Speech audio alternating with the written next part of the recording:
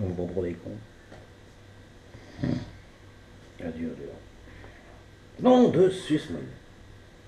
Et les chroniques du 25-10-2017. La question de la semaine sera donc, non pas quel est le chacal qui a niqué sa mère ou sa collègue de travail pour obtenir une carotte fiscale, mais plutôt quelle classe sociale va se faire, si j'ose dire, au nom de l'égalitarisme fiscal, défoncer le cul dans le quinquennat Macron. Alors les gens ordinaires, mais pauvres, et ceux-là, ont déjà été suffisamment déconnés, si j'ose dire, sponsorisés entre autres par les pâtisseries choquées. Non, avec Père Macron, ce sera les classes moyennes pauvres, c'est-à-dire les anciens pauvres qui le sont aussi parce qu'ils sont devenus propriétaires. Parce que les anciens pauvres, si vous êtes d'accord, bon, ils sont devenus moins pauvres. Ils sont devenus juste bien. Sauf que comme ils sont propriétaires, ils payent plus. Et plus de chauffage. Donc là, ils vont devenir pauvres puisque là, ils vont être encore plus taxés. Donc ils vont devenir pauvres. Ça va. Bon, autant prendre les plus nombreux, pour, comme dirait une parole cynique. Hein, bon, alors, qui a dit? En politique, il y a des bons riens et des capables de tout. À propos de l'ISF, l'impôt sur les feignants, la loi doit passer par le Conseil constitutionnel, dont le président est Laurent Fabius, ministère de l'époque en 1981 pour l'impôt sur l'ISF. Alors, Fabius, aime-t-il toujours les sucettes à la rose ou à l'anus? Harcèlement sexuel. Sylvie Boulier a déclaré ah bah moi, à la télé-réalité, ça me faisait du bien. Au nom de la parité, il y aura désormais plus de homos, plus de grosses et plus de vieilles.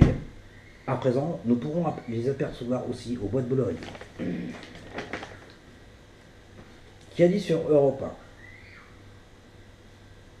1? Un intellectuel confus est un intellectuel raté.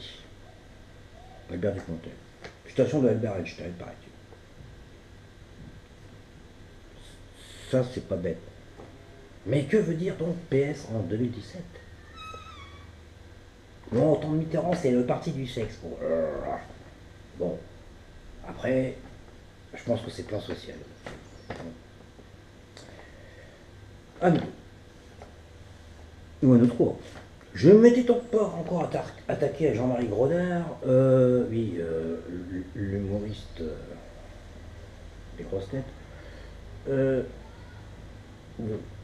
Sauf que j'ai découvert sur YouTube, dans une interview, il s'étonne toujours pourquoi sa première femme l'a quitté marqué sa grosse paire de couilles.